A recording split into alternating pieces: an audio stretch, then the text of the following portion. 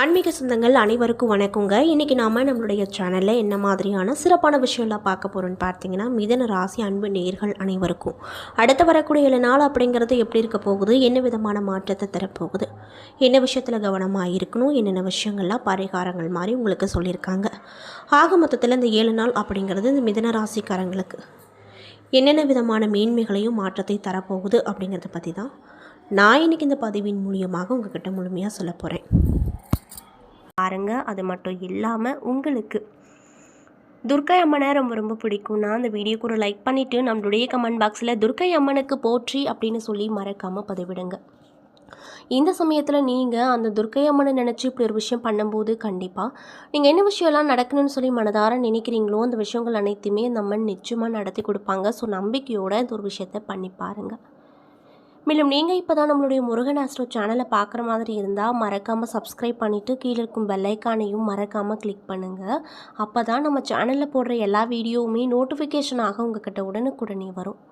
So இப்போ வாங்க நம்ம வீடியோக்குள்ளே போய் தெளிவாக பார்த்து தெரிஞ்சுக்கலாம். முதல்ல மிதுன ராசிக்காரங்களுடைய குணங்கள் அப்படிங்கிறது எப்படி இருக்கும் அப்படின்னு பார்த்தீங்கன்னா, மிதுன ராசியில் பிறந்தவங்க எப்பொழுதுமே எதையாவது யோசிச்சுட்டே இருப்பாங்க. நிறைய சிந்தனைகளை செயல்படுத்த வேண்டும் அப்படின்னு நினைப்பாங்க. ஆழ்ந்த சிந்தனையுடையவங்க அப்படிங்கிறதுனால மற்றவங்களுக்கு அறிவுரை கூறுவதில் நம்பர் 1 இடத்துல இவங்க இருப்பாங்க. சூழ்நிலைக்கு தகுந்தாற் போல் தங்களுடைய குணத்தை மாற்றிக்கொள்ளக்கூடிய நபர்களாக இருப்பாங்க. இவங்களோடு நெருங்கி பழகுவங்களுக்கு மட்டுமே இவங்களை பற்றி முழுசாக புரிஞ்சிக்க முடியும். அதே சமயத்தில் எளிதில் மாறக்கூடியவங்களாகவும் இருப்பாங்க. யாருக்கும் அடி பணியாத தன்மை இவங்கக்கிட்ட இருக்கும். எந்த ஒரு பிரச்சனையாக இருந்தாலுமே அந்த பிரச்சனையை துல்லியமாக செயல்பட்டு அந்த பிரச்சனைக்கு நீதி வழங்கக்கூடிய நபர்களாக இருப்பாங்க. குறிப்பாக இந்த மிதுன ராசியில் பிறந்தவங்க பம்பரம் போல சுழன்று வேலை செய்பவர்களாக இருப்பாங்க. எப்பொழுதும் சோம்பேறித்தனமாக இருக்க விருப்பவே படமாட்டாங்க. இருப்பினும் கூட சில சனி பயிற்சி நடைபெறும் பொழுது சோம்பலாக காணப்படுவாங்க. மிதுன ராசியில் பிறந்தவங்க யாருடைய தயமும் இல்லாமல் தனிமையாக வாழணும் அப்படின்னு நினைப்பாங்க. குறிப்பாக யாரிடமும் உதவி அப்படின்னு கேட்டு நிற்கவே மாட்டாங்க. ஆனால் தங்களிடம் யாராவது உதவின்னு கேட்டு வந்துட்டாங்க அப்படின்னா எந்த வேலை செஞ்சிட்ருக்காங்களோ அந்த வேலையை அப்படிக்கு அப்படியே வச்சுட்டு அவங்களுக்கு உதவி செஞ்சுட்டு அதற்கப்புறம் தான் அந்த வேலையவே செய்வாங்களாம். மேலும் நீங்கள் இவங்களை நம்பி ஒரு காரியத்தை ஒப்படைச்சிட்டிங்கன்னா அதை கண்ணும் கருத்துமாக பொறுப்பாக செஞ்சு கொடுப்பாங்க அப்படின்னு சொல்லப்படுது. அது மட்டும் இல்லாமல் இந்த மிதுன ராசிக்காரங்களுக்கு ஞாபக சக்தி அப்படிங்கிறது அதிகமாக இருப்பதால் இவர்கள் ஏதோ ஒரு ஒன்றை சொன்னால் அல்லது கேட்டால் அதனை உடனே புரிந்து கொள்ளும் ஆற்றலுடையவங்களாக இருப்பாங்க. எந்த விஷயமா இருந்தாலும் அவற்றில் நிதானமாக இருப்பாங்க. எப்பொழுதுமே விழிப்புணர்வோடும் கவனத்தோடு எச்சரிக்கையோடு இருப்பாங்க. இவங்க விரும்பியதை வெற்றியோடு அடைய தன்மை உடையவங்களாக இருப்பாங்க.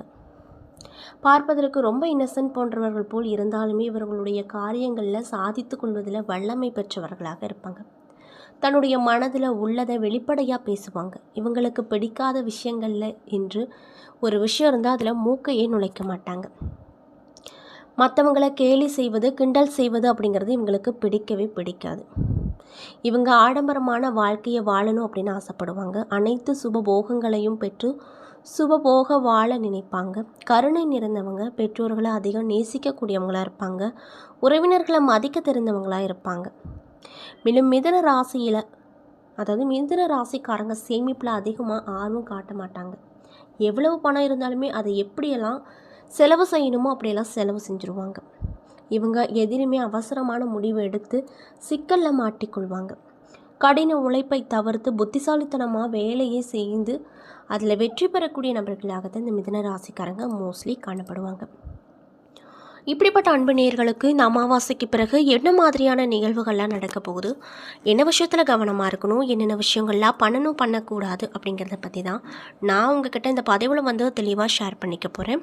இந்த பதிவில் சொல்லக்கூடிய எல்லா விஷயங்களும் கண்டிப்பாக உங்களுக்கு பயன் தரக்கூடிய விஷயமாக தான் இருக்க போகுது. ஸோ வீடியோ ஸ்கிப் பண்ணாமல் தொடர்ச்சியாக பாருங்கள். அது மட்டும் இல்லாமல் இந்த பதிவை மிதுன ராசிக்காரங்க பார்க்குறீங்க அப்படின்னா நான் சொன்ன விஷயம்லாம் கரெக்டாக இருந்துச்சுன்னா நம்மளுடைய கமெண்ட் பாக்ஸில் கரெக்டுன்னு சொல்லி மறக்காமல் பதிவிடுங்க. ஸோ இப்போ வாங்க நம்ம வீடியோக்குள்ளே போகலாம். மிதுன ராசியில் மிருக சீரிஷம் 3-4 பாதங்கள், திருவாதிரை புனர்பூசம் 1-2-3 பாதங்கள் என நட்சத்திரங்கள் அடங்கியிருக்கு. கிரகநிலைகளை ஆராய்ந்து பார்க்கும்போது தனவாக்க குடும்பஸ்தானத்தில் குரு, தைரிய வீரிய ஸ்தானத்தில் கேது, பஞ்சமஸ்தானத்தில் புதன், ரணருண ரோகஸ்தானத்தில் சூரியன், செவ்வாய், சுக்கிரன், பாக்கியஸ்தானத்தில் சனி ராகு, தொழில் ஸ்தானத்தில் சந்திரன் என கிரக நிலைகள் அமைஞ்சிருக்கு. இதனால் இந்த அமாவாசைக்கு பிறகு உங்களுக்கு எப்படி இருக்க போகுதுன்னு பார்த்தீங்கன்னா, எந்த ஒரு காரியத்தையும் விடாமுயற்சியோடு செய்யக்கூடிய மிதன ராசிக்காரங்களுக்கு இந்த அமாவாசைக்கு பிறகு எல்லா வகையிலுமே நன்மைகள் கிடைக்கும். அதில் எந்த ஒரு மாற்று கருத்தும் இல்லை அப்படின்னு சொல்லப்பட்டிருக்கு. மற்றவங்களுக்கு உதவி செய்ய வேண்டும் அப்படிங்கிற எண்ணம் உங்களுக்கு ஜாஸ்தியாகும். விட்டு சென்ற நண்பர்கள் கூட மீண்டும் வந்து இந்த காலகட்டத்தில் உங்கள் கூட சேருவாங்க, பேசுவாங்க. இதனால் மகிழ்ச்சியாக இருப்பீங்க. ஆரோக்கியம் விஷயத்தை பொறுத்த வரைக்கும் ஆரோக்கியம் சார்ந்த விஷயத்தில் வீண் மனக்கவலை வரும். எதிர்பாராத செலவு கிடைக்கும்.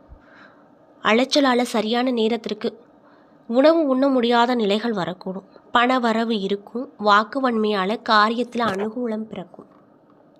தொழில் மற்றும் வியாபாரத்தை பொறுத்த வரைக்கும் உங்களுக்கு இந்த அமாவாசைக்கு பிறகு என்ன விதமான விஷயம் நடக்கும்னு பார்த்தீங்கன்னா, எதிர்பாராத போட்டிகள் வரும். தொழில் மற்றும் வியாபாரத்தில் அதிக முதலீடு செய்யும் முன் யோசித்து செய்வது நல்லது அப்படின்னு வலியுறுத்தப்படுது. கடன் சார்ந்த விஷயத்தில் ரொம்ப கவனமாக இருங்க. பழைய பாக்கிகள் சிறு தாமதத்திற்கு பின்னர் உங்கள் கைக்கு வருங்க. உத்தியோகத்தில் இருக்கக்கூடியவங்களுக்கு வீண் அலைச்சலை சந்திக்க வேண்டிய நிலை வருங்க. குடும்பத்தில் திடீரென கருத்து வேறுபாடு அப்படிங்கிறது வரக்கூடும். அதற்கு பின்னர் சரியாகிடும். அதனால் கவலைப்பட வேண்டாம் அப்படின்னு சொல்கிறாங்க. விருந்தினருடைய வருகையால் செலவுகள் அதிகரிக்கும். அக்கம் பக்கத்தினரை அனுசரித்து போவது நல்லது. வாகனங்களில் செல்லும் பொழுது நெடுந்தூர பயணங்களின் போதும் கவனமாக இருப்பது அதைவிட ரொம்ப நல்லது அப்படின்னு சொல்லப்படுதுங்க. பெண்களாக இருக்கக்கூடியவங்களுக்கு வீண் அலைச்சல் வரும். மற்றவர்களுக்கு உதவி செய்வதில் அதிகமாக ஆர்வமாக இருப்பீங்க. வாக்குவன்மையால் அனுகூலங்கள் நிறைய நடக்கும். மேலும் அரசியல் துறையில் இருக்கக்கூடியவங்களுக்கு இந்த காலகட்டம் எப்படி அமைஞ்சிருக்குன்னு பார்த்தீங்கன்னா, தொண்டர்களின் தேவைகளை முழுமையாக பூர்த்தி செய்வீங்க. உங்கள் முயற்சிகள் அனைத்துமே வெற்றி பாதையை நோக்கி செல்லும். கட்சி தலைமையிடம் நல்ல பெயர் வாங்குவீங்க. சமூகத்தில் உங்கள் அந்தஸ்து உயரக்கூடும். கலைத்துறையில் இருக்கக்கூடியவங்களுக்கு புதிய நல்ல வாய்ப்புகள் தானாகவே தேடி வரும். இதனால் ரொம்ப சந்தோஷகரமாக இருப்பீங்க. மேலும் அவற்றால் உங்கள் திறமை அனைத்துமே வெளிப்படுத்தி ரசிகர்களின் ஆதரவு அதிகமாக பெறுவீங்க. உங்கள் செல்வாக்கு உயரப்போகுது. பண வரவு அமோகமாக இருக்க போகுது. புதிய வாகனம் வாங்கணும் அப்படின்னு ரொம்ப நாள் யோசிச்சுட்டு இருந்தவங்களுக்கு அந்த விஷயங்கள் இந்த காலகட்டத்தில் கைகூடி வரும். மாணவர்களுக்கு கூடுதல் கவனத்தோடு பாடங்களை படிப்பது நல்ல மதிப்பெண் பெற உதவிகரமாக கண்டிப்பாக இருக்க போகுது அப்படின்னு சொல்கிறாங்க. மேலும் எந்த காரியத்தையும் யோசித்து செய்யுங்க. கண்டிப்பாக நல்லதில் முடியும். அதே போல் மிருகசீரிஷம் 3 மற்றும் 4ஆம் பாத நட்சத்திர நண்பர்களுக்கு இந்த காலகட்டம் எப்படி இருக்க போகுதுன்னு பார்த்தீங்கன்னா, பழகும் மனிதர்களின் வார்த்தைகளில் நம்புவதா வேண்டாமா அப்படின்னு யோசிக்கக்கூடிய சமயத்தில் சந்தேகம் வரக்கூடும். சனி சஞ்சரிப்பதால் வாழ்க்கையில் பிடிப்பும் ஆர்வமும் இல்லாமல் சலிப்பு உண்டாக்கினாலுமே ராசிநாதன் பலத்தால் பாதிப்பு உண்டாகாமல் காப்பாற்றி விடுவார். இனிப்பும் கசப்பும் மாறி மாறி இன்றைய பலன்களாகவே உங்களுக்கு இருக்கும். திருவாதிரை நட்சத்திர நண்பர்களுக்கு இந்த காலகட்டம் எப்படி இருக்குன்னு பார்த்தீங்கன்னா, குடும்பத்தில் நிலவி வந்த பிரச்சனைகள் மறைய போகுது. இன்னும் சிலருக்கு திருமணம் மற்றும் சுப நிகழ்ச்சிகள் நடப்பதில் தாமதம் வரும். யாருக்கும் வாக்கு கொடுக்கும் முன்னாடி ஆலோசனை செய்வது நல்லதுங்க. மேலும் புனர்பூசம் 1, 2, 3 பாத நட்சத்திர நண்பர்களுக்கு இந்த காலகட்டம் எப்படி இருக்க போகுதுன்னு பார்த்தீங்கன்னா, பொருட்களை களவு கொடுக்க நேரிடும். அதனால் பொருட்களை பார்த்துக்கோங்க. உங்களின் உடைமைகள் மீது கண்ணும் கருத்துமாக இருக்க வேண்டும். புதிய நபர்களின் நிறைய விதமான விஷயங்கள் உங்களுக்கு நடக்கும். புதிய நண்பர்களும் கிடைப்பாங்க. அறிமுகம் இல்லாதவர்களுடைய வீட்டில் எதையும் உட்கொள்ள வேண்டாம். அதே போல் நீங்கள் என்ன மாதிரியான விஷயங்களை பரிகாரங்கள் மாதிரி பண்ணணும் அப்படின்னு பார்த்தீங்கன்னா, பெருமாளுக்கு துளசியால் அர்ச்சனை செய்து நெய் தீபம் ஏற்றி வணங்கி வர உங்களுக்கு ஏற்பட்டிருக்கக்கூடிய கஷ்டங்கள் தீரும். காரியத்தில் வெற்றி கிடைக்கும். நன்மையும் கிடைக்கும்.